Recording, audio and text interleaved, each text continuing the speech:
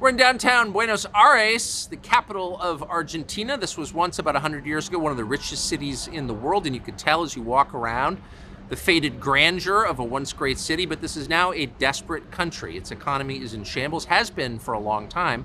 Argentina famously defaulted on its debt more than 20 years ago. But now hyperinflation has made this country genuinely desperate. You see it when you have dinner here in restaurants and people pull out bricks of local currency, the peso, to pay. It feels like Weimar or Zimbabwe, but it's not. This is a developed country that's moving backwards at high speed. And because of the frustration that has built up among the population, particularly among poor people, a man called Javier Milei is poised to become its next president. He's a former soccer star, a goalie, a performer in a Rolling Stones cover band, and a libertarian economist. He's not a libertarian in the traditional American sense. He wouldn't fit into the Cato Institute, which has attacked him for liking Donald Trump too much. He's a libertarian in the traditional sense. He believes people should have the maximum amount of freedom they can be given, which is a lot, much more than they now get in Argentina. He has moved from basically nowhere in the last several years to become maybe the most famous person in this country. The election is next month in October, and once again it seems like he's likely to win. The reception he's gotten from the press in the West, particularly in the United States, the New York Times, the Washington Post, also the Financial Times, has been hostile, to put it mildly. They describe him as a far-right figure, like he's a Nazi. Is he? We sat down with him at great length just a moment ago, here right across from the president's mansion, the Pink House that he hopes to soon occupy, to find out what he's like. He didn't seem very radical. Continuing what they're now doing in Argentina seems radical, in fact insane. But judge for yourself. Here he is. Thanks so much for joining us, or for letting us come and interview you here in Buenos Aires. So why do you think, from your perspective, you've become a man with no political background, so popular so quickly in this country? Desde mi punto de vista hay dos líneas que explican por qué la popularidad. Una tiene que ver con mi background personal, que tiene que ver con el hecho de que he sido jugador de fútbol, al mismo tiempo he sido cantante de rock and roll, y además soy economista, y creo que esa combinación es una combinación atractiva en términos de producto televisivo. Pero por otra parte, lo que también es importante es el tema de las ideas, y Argentina básicamente es un país que lleva 100 años abrazando las ideas socialistas. Y entonces la rebelión natural del sistema era ser liberales, y es por eso que la rebelión natural aparece siempre en los jóvenes, y los jóvenes encontraron a alguien que les hablaba del liberalismo, que se rebelaba contra el status quo. I don't understand how people with power in Argentina could support the status quo, given that your inflation rate is up there with Lebanon and Zimbabwe and other countries that aren't real countries, but your country is beautiful, abundant natural resources, intelligent, well-educated population, and yet its economy is in shambles. How could so clearly the system isn't working, how could anyone support that? A ver, el problema es que Argentina empezó a abrazar las ideas socialistas hace más de 100 años, y siempre es buena la analogía o la metáfora del sapo en el agua, y entonces uno empieza a calentar el agua y el sapo no se da cuenta, pero llega un momento que cuando se quiere dar cuenta es muy tarde y termina muerto. Argentina empezó a abrazar las ideas del socialismo, y con una frase que luce muy atractiva, pero que es terrorífica en términos de funcionamiento del sistema económico, que es la idea que donde hay una necesidad nace un derecho. Y eso es un problema porque las necesidades son infinitas y los derechos alguien los tiene que pagar. Y el problema es que los recursos son finitos. Entonces, frente a la situación de necesidades infinitas y recursos finitos, aparece un conflicto. Los liberales ese conflicto lo resolvemos fácilmente, que es con libertad de precios y propiedad privada.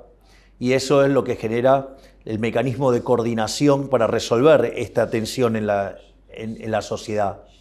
Sin embargo, la idea de la mano invisible a los socialistas no les gusta y ellos prefieren la garra del Estado y básicamente lo esconden detrás de la idea de la justicia social, donde la justicia social es profundamente injusta porque implica un trato desigual frente a la ley precedido por un robo.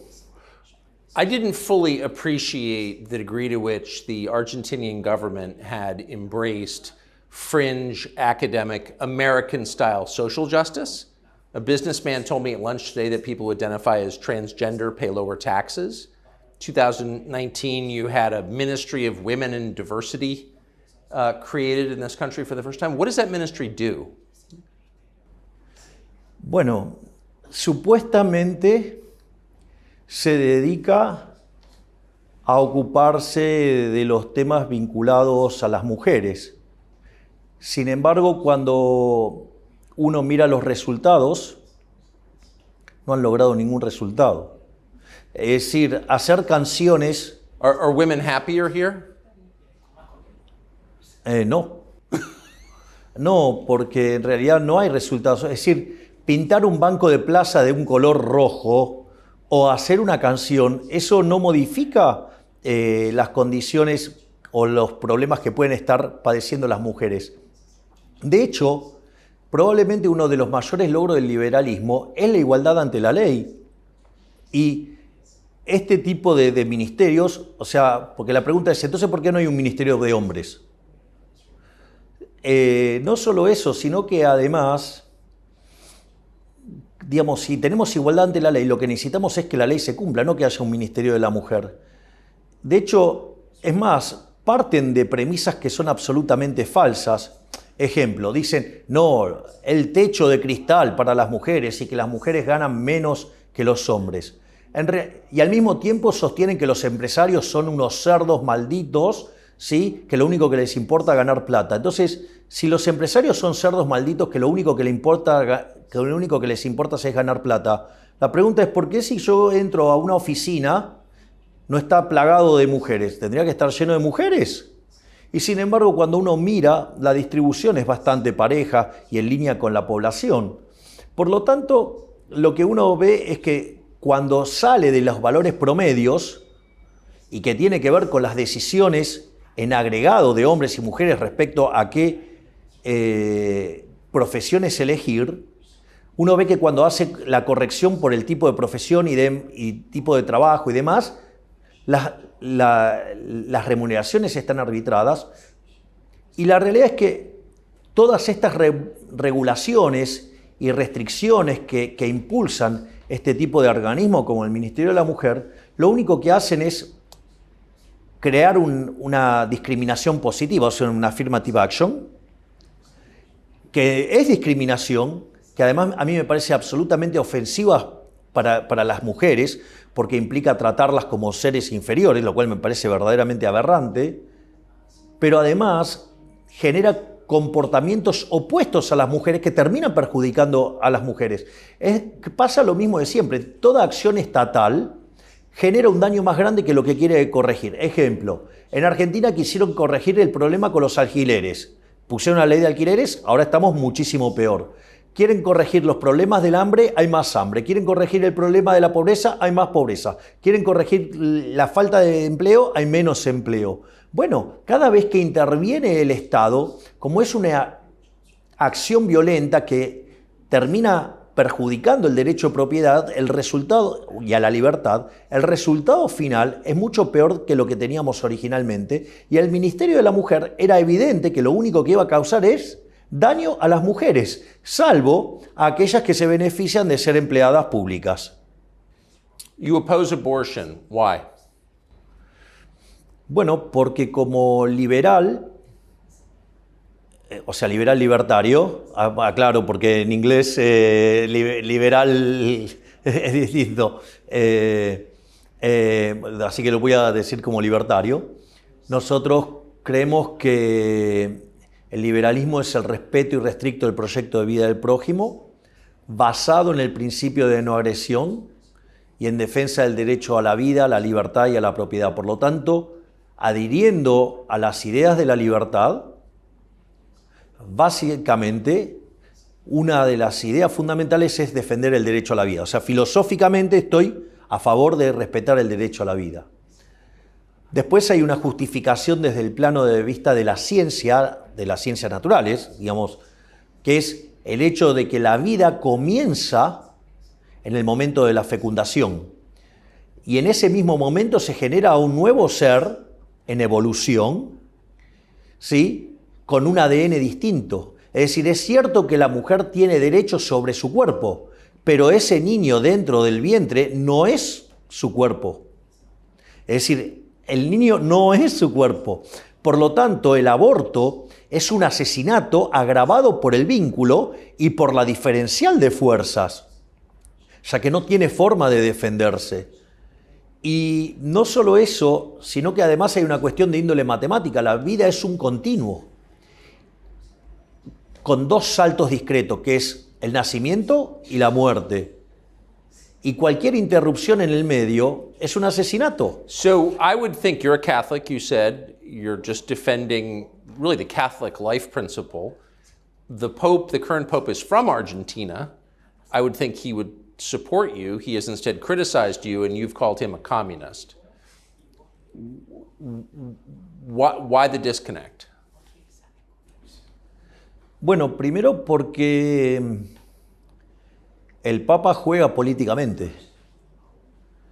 Es decir, es un Papa donde tiene fuerte injerencia política. Ha demostrado además una gran afinidad con dictadores como Castro o como con Maduro. Es decir, está del lado de dictaduras sangrientas. Wait, I'm sorry, Raúl Castro is a murderer. Sí, y Fidel Castro también era otro asesino. But the Pope, you believe the Pope has an affinity for Raúl Castro? Sí, exacto. Sí, tiene afinidad por los comunistas asesinos. De hecho, no los condena. Es decir, es bastante condescendiente con ellos.